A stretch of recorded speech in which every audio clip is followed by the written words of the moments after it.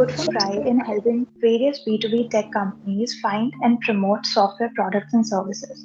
What Goodfirms is also proud of is that we are reaching many people through this podcast and therefore spreading knowledge that intrigues the to-be entrepreneurs. With this, I welcome you all back to Goodfirms Leaders Roundtable with yet another episode. I'm your host Jahanvi, and today we have on our podcast CEO and founder of marketing agency Page has over 19 years of experience as an entrepreneur, helping leading clients like TATA, HCL, etc. make millions of dollars in revenue with their online marketing campaigns. Not just that, he's a speaker, mentor, and influencer who has been featured in Forbes, AInSEO.com, and Entrepreneur. Thank you so much, Navneet, for joining us today. We're glad to have you on our podcast. Anything else that you'd like to add to the introduction that I might have missed? Thank you for inviting me to your podcast, and I think you covered most of it, right? So there is nothing much to cover or add from my. So in today's age, businesses cannot think of surviving in the market without digital marketing. But a lot of confusion always prevails on what to use, what to consider or not, and which paths to choose to make your business shine. Now, since we are in the conversation with CEO of number one SEO agency, let's discuss what B2B companies must focus on in terms of SEO to boost their business. So to begin with, Mr. Navneet, one of the most significant customer acquisition channels for B2B businesses is SEO. Given that you have experience working with numerous reputable B2B businesses, how exactly does B2B SEO work? All right. So, just after the pandemic and before pandemic also B2B was important, but now B2B SEO is getting more and more important because people know that it's not all the time they can reach somebody offline. So that has become very, very important. To begin with, B2B SEO primarily aims at reaching out to the top level decision makers in an organization, like CEOs, CFOs, or CTO. Of course, the basic of the SEO remains the same as B2C, which is on-page, SEO off-page, technical and content. But if you see B2B SEO, the audience is narrower and specific compared to the B2C SEO. So in order to optimize a website for B2B, it becomes important that you get the keywords targeting the right audience. So this becomes an important part of the B2B SEO strategy. The content and the keywords are the main pillar of the B2B SEO strategy. Okay, so that was quite a start with basics out of the way. Now let's dive a little deeper into the topic. Now that most business owners and marketers are familiar with SEO, with the core principle of aiming to rank higher in search engines, what are the key differences between B2B and B2C SEO? Yes, as I mentioned earlier, B2B audience make decision for a business and they have a different searching and purchasing habit. So B2C is of course a direct consumer who is more into purchase, but B2B audience does not include an e-commerce. So B2B audience mainly includes services or softwares, and of course B2B SEO has a complex sales funnels. Keywords are low volume for an obvious reason. However, conversion rates are also much lower. However, the conversion cost per conversion is at times lower for this, and also of course the ticket size is higher. While in the B2B SEO, buyers usually take a quick decision, B2C SEO. In a B2B, it's a longer process. So when you are looking for a B2C, people search and they just are taking immediately action. But B2B SEO is often focused on generating leads. So B2B, as I said, tends to be more complex. It may take some time since the time of a business finds another business and transactions really happen. B2B programs are more about driving lead instead of making sales. So this is one very important line which I would quote again, that B2B programs are more about driving leads instead of making sales. This is very, very important when doing. And of course, as I said, the B2B SEO works on a low volume key. Yeah, I'm very glad that we're discussing this because the line between B2B and B2C SEO is very thin as far as the processes are concerned. But the work is kind of different. As you have mentioned, we can actually tell. Yes. Moving forward, the core principles of ranking are the same for both B2B and B2C brands. So can you explain what are the fundamental principles for on-page, off-page, and technical? Yes, so you said it right that the B2B and B2C SEO, the core fundamentals are obviously same. However, there are some differentiation which I will like to mention. For on-page SEO, it's always, as I mentioned earlier, choosing the right keywords, optimizing title tags, image tags, internal linking, ensure appropriate keyword density on the relevant pages, and have a content that meets the Google EAT guidelines. So those becomes important. For off-page SEO, it's more about strategic guest posting, building links through social channels, building links from relevant and trustworthy sources, and using proper anchor text without looking spammy. So those are the things which are important when it comes to, and as I said, it's more important in a B2B SEO to focus based on the keywords, the target audience.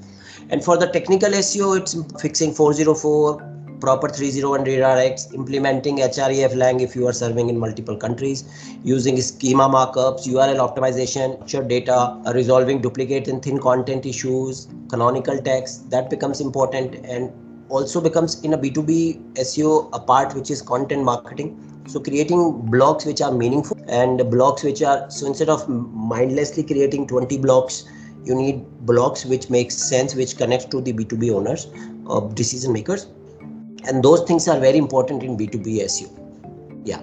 All right, that was quite descriptive. Now, since we are talking about content, as we totally know and understand that for B companies, it's often difficult to keep generating new content and make them rank as well. So many companies keep updating their older content, which is known as repurposing the content. So, does that actually lead to quicker? Yes, it really works and take less time. For example, if you search for any term, usually the top results are published in the last 1 year or so. Especially for industries where things change quickly, it becomes all the more important. Besides, the content that we share should provide real information to the reader. That is very important, because thus it's important not to have a very higher bounce rate. When you are writing, picture speaks louder than words, and it is true. Using a lot of image, grammars is important. Now coming back to it, so there are different tips which you could do for these. One, you could create content which is update your content. That is something which is easier to do rather than producing a new content. Case studies are a very, very cornerstone of the B2B SEO. So those are the things which helps. And when you update old content, comparing it with the top 10 results, yes, it quite often gives good results and quicker results. Yeah, Janvi. Right. So that actually sounds so convincing. Now, since we're moving on the same page of content in B2B companies, content creation is considered one of the biggest lead generation strategies for B2C. However, that is one of the biggest B2B marketing challenges, as often these experts are not able to produce the SEO optimized content. So, can you please share some essential guidelines to remember before starting to develop an SEO specific content? Yes. Developing SEO optimized content can actually be challenging for even the most experienced B2B marketers. After all, there is a lot to keep in mind when creating content that not only will attract readers but also rank well in search engines. However, as you mentioned, by following few essential guidelines, it is possible to produce the content that is both informative and keyword rich. Right keywords set the foundation of a SEO content. It's important to choose the keyword that your target audience are actually using to find business like yours. Long tail keywords with intent is what drives the traffic. And once you have identified those keywords, they should be used in throughout in the content, in the title, headline, body text. And that makes it important, making your content keyword rich and full of information, it should be scannable with high readability score, not to mention ensuring the originality of the content. So in a nutshell, the content needs to target a keywords. You should focus just not the keywords, but also the readability score should be higher for that content, and that really helps rank those content. Yeah, Janvi. Right, and exactly the content, if it's original and when it comes to SEO, if the keywords used are rich enough, it can definitely help. Now, can you let our audience know how important is link building for B2B and SaaS companies, and what tips do you have to stand out in the jam-packed inbox? Yes, so just think this way, the content is something like a movie which is produced but not released on the different cinemas. So the more cinemas the movie has a reach, the larger number of people is going to watch it. Keeping this in mind, if movie is the content and the cinema is a link building, that is how it needs a connection. So link building becomes very important for an SEO for B2B and specifically SaaS companies. However, the type of links you pursue are different from a company targeting consumers. For B2B and SaaS company, links from thought leader websites, industry publications, and other high quality websites are more valuable than a link from a generic website or a low quality site. So it's not that you go out and do directory submissions on those articles which do as a part of the package. B2B is a different ball game because you need to appear on the websites which are related to those thought leaders. And since these type of businesses typically offers more complex solutions that are difficult to explain in a brief article or blog post, it's especially important to have links that helps explain what your business does and how it can help potential customers. Now, what tips I would make to stand out in a jam-packed inbox? The best way to stand out in a crowded inbox is to send high-quality content that is relevant to the recipient interest. So it's not just mindlessly posting content or shooting an email. It has to be based on the recipient interest. So make sure your email is well written and formatted, and include a personalized message. It's all possible with the softwares and AIs today. You can very well include a personalized message. If you can't find the contact information for that person you want to reach, there are tools like Hunter, BuzzSumo to find their email addresses, which actually makes this easier for you to go out and get the reach you want. Yeah, Janvi.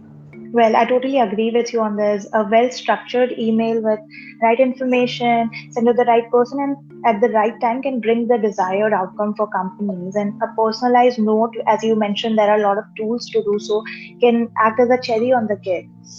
Now, let's pave our way towards AI. As we know that artificial intelligence has seeped into every industry and believed that digital marketing is no different. So, what noteworthy changes may we anticipate for SEO industry in the future?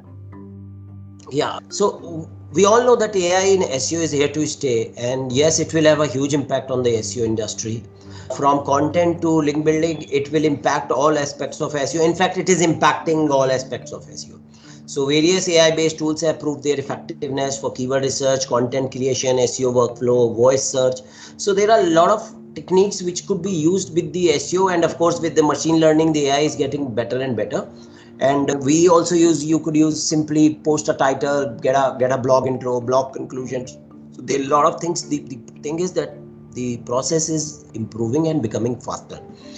And AI is definitely going to change the way business approach SEO. So whether you like it or not, that's what the future holds. And embracing AI is the way to stay ahead of the competition and dominate search engine rankings.